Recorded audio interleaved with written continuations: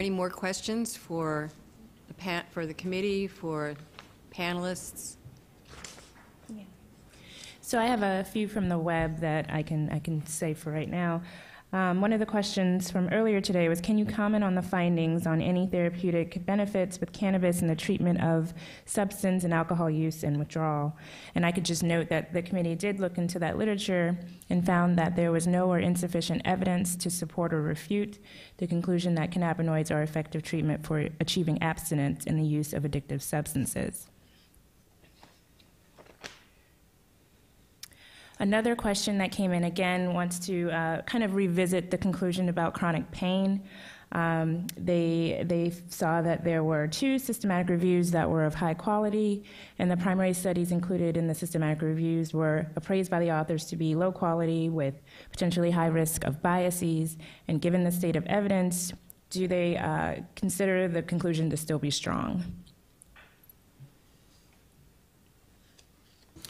Yeah, so I think, of course, when we're looking at the paper, we're looking at the whole paper and the conclusions of the authors. And so even though some of those studies were deemed in the main analysis to be lower quality, the overall conclusion of the paper published in JAMA by Whiting et al.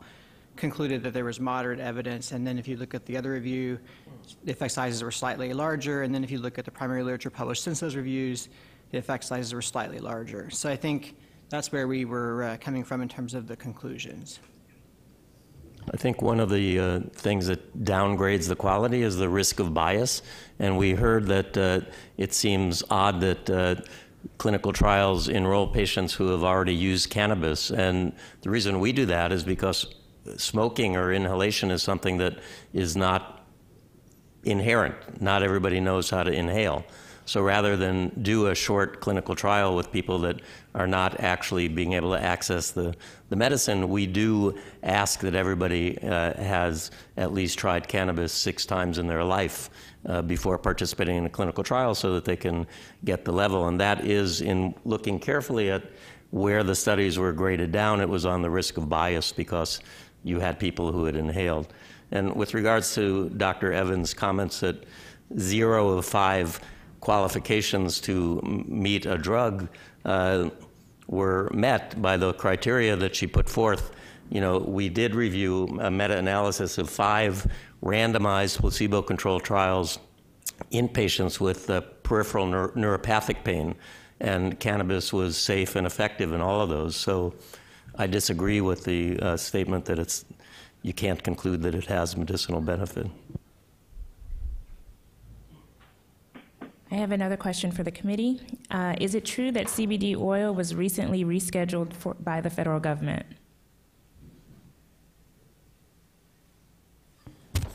Not to our knowledge. Still Schedule 1.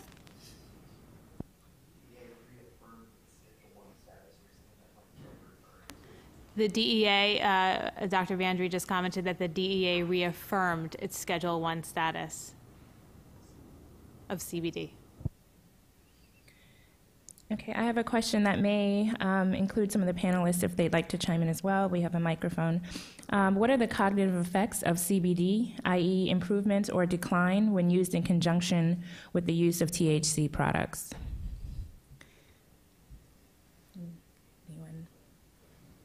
I'll comment on that, and there isn't data yet to specifically answer that question.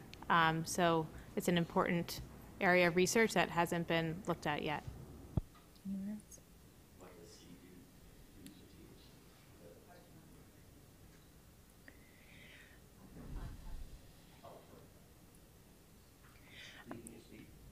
Sorry, I feel like I'm on it. Sure. Yeah. Any comments? Okay, another question. This is actually for Dr. Thiel. So any research on the long-term impact of CBD high, THC low products, particularly for children using products against intractable epilepsy? The only data I'm really aware of are the GW-sponsored clinical trials, and some of those are looking at cognitive measures, but only during the trial. I am not aware of any data on CBD and THC combination studies. And we're currently doing a study in patients with sickle cell disease where patients are vaporizing 5% THC, 5% CBD. And when I applied for an IND from the FDA, they put a hold on it because they said CBD was an NME, a novel molecular entity that had not yet been studied in humans via inhalation. So in answer to that question, there just isn't a lot of evidence. There are the pharmaceutical products that are being developed that are solely CBD or predominantly CBD, but there is very little data on inhaled products that are mixtures of THC and CBD.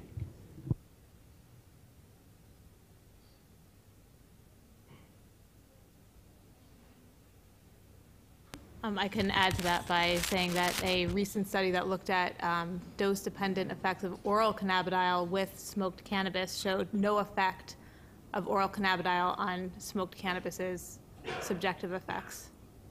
So we have yet to see cannabidiol's effects on THC. There's another question that just came in. So this is to clarify about someone's question with Alzheimer's using CBD to promote appetite. To the best of their knowledge, appetite enhancement is a THC effect. Can you clarify?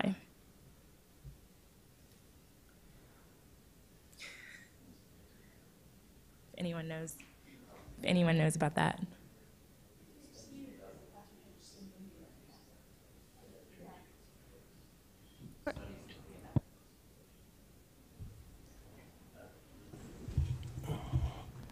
I don't recall any studies, particularly on Alzheimer's and appetite, looking at THC. I think the committee was quite surprised when we reviewed all the data on appetite altogether and found that even though it's licensed and approved for increasing appetite in patients with AIDS-related wasting, that the data is not fairly as strong as we'd like it to be. That's why it was not included in our moderate or substantial evidence category. So although many people associate cannabis, the plant, with increasing appetite, when looking at the isolated cannabinoids, we didn't see a lot of good evidence in patients with HIV.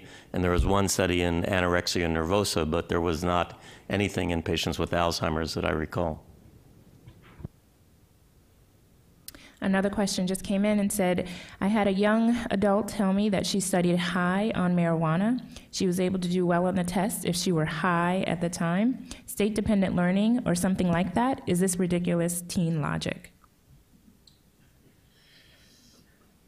I mean, certainly those phenomena exist. Whether that's been systematically studied with THC in humans was not something we addressed in the report as a pre-identified endpoint.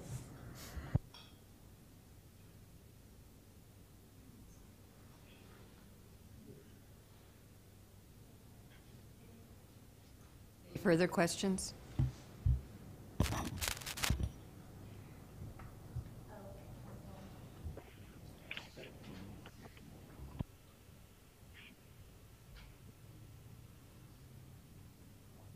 Okay. Are CBDs extracted from agricultural hemp plants still Schedule 1, the same as CBDs extracted from marijuana plants? The scheduling is based on the chemical entity. As far as I know, it's irrespective of the source. So the chemical structure of cannabidiol is what's scheduled. So you can have synthetic cannabidiol and it's still Schedule 1. Okay, I think we're okay. If there are no more questions, I think we will adjourn.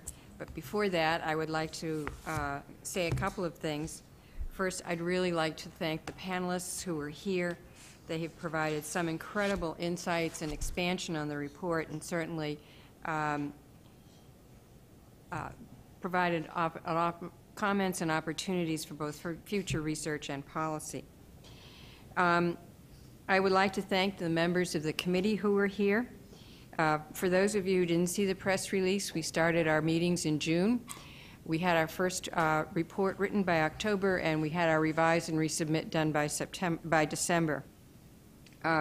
So this committee worked incredibly hard over a very short period of time.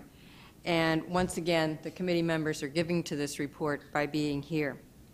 But most of all, I'd really like to thank the staff. None of this could have happened without an incredibly thoughtful, supportive, and very hardworking staff. You've seen them popping up and down periodically through this meeting, but I'd like to acknowledge them formally. Lee Miles Jackson, who was the study director, Jennifer Cohen, who was one of our staunch people in terms of writing, Kelsey Geiser, who's in the back there. At least she was wonderful. We worked with her all the time, so that was great. And finally, Matt Masiello, who was one of our, back there behind in the corner, also one of our strong supports. So again, I'd like to thank you all for your participation, and we call it a day.